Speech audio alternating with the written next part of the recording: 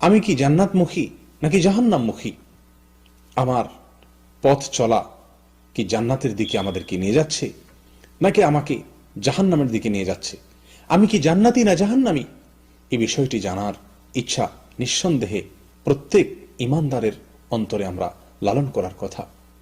কোরআনে কারীমে আল্লাহ তাআলা বলেন, নিশ্চয়ই আমি জাহান্নামের জন্য সৃষ্টি করেছি জিন এবং মানুষের কিছু লোককে, জিন এবং মানুষের কিছু সদস্যকে আমি জাহান্নামের জন্য সৃষ্টি করেছি। তাদের সৃষ্টি হয়েছে জাহান্নামের জন্য।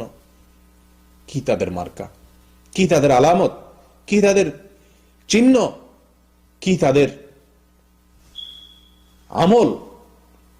প্রিয় বন্ধুগণ, আল্লাহ সুবহানাহু ওয়া তাআলা বলছেন যে তাদের আলামত হলো, তাদের চেনার উপায় হলো, লাহুম কুলুবুন লা ইয়াফকাহুনা বিহা, তাদেরকে আল্লাহ সুবহানাহু ওয়া তাআলা অন্তর দিয়েছেন, তারা সে অন্তর দিয়ে অনুধাবন করে না, তারা সে অন্তর দিয়ে আল্লাহ সুবহানাহু ওয়া তাআলার ভয় তারা সে অন্তরে লালন করে না, সে অন্তর দিয়ে শিক্ষা গ্রহণ করে না, সে অন্তর দিয়ে তারা বোঝার চেষ্টা করে না, আল্লাহ সুবহানাহু ওয়া তাআলার অস্তিত্বকে খুঁজে পায় না, আল্লাহ সুবহানাহু ওয়া তাআলার অস্তিত্বকে স্বীকার করে না, বোঝার চেষ্টা করে না।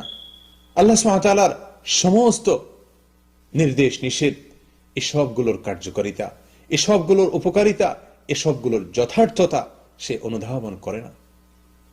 অন্তর আছে কিন্তু উপলব্ধি নাই।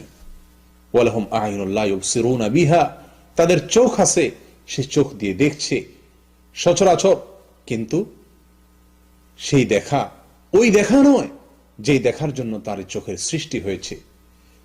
তাদের চোখ আল্লাহর কালাম দেখে না, তাদের চোখ আল্লাহর কুদরত দেখে না, তাদের চোখ শিক্ষণীয় কোনো কিছু দেখে না, যেখান থেকে শিক্ষা পেয়ে তার জীবনের মোড় পরিবর্তন হবে, তার গতি জান্নাতমুখী হবে, সে আল্লাহর সন্ধান পাবে, সে আল্লাহর অস্তিত্বের প্রতি বিশ্বাস তার জন্মাবে।